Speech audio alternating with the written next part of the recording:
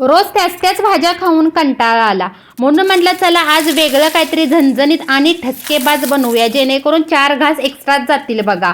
तर त्यासाठी एका कढईमध्ये थोड्याशा तेलामध्ये मूठभर शेंगदाणे, हिरव्या मिरच्या, लसूण, आणखीन जिरं अगदी चटाटा भाजून घ्यायचं. त्यानंतर 1 चमचाभर मीठ, आणखीन मूठभर कोथिंबीर घालून अगदी व्यवस्थितपणे भाजून घ्यायचं आणि हे थंडगार करण्यासाठी ठेवायचं. आणखी खरडा म्हटलं तर ही भाकरी आलीच, तर आपण भाकरीसुद्धा तयार करून घेतले बघा. त्यानंतर थंडगार झालेल्या मिरच्या अगदी खलबत्त्यामध्येच ठेचून घ्यायचं बघा. जर तुम्ही मिक्सरला लावलात तर अगदी खरडा काय तर खरड्याचा भरडाच होऊन बसतो बघा.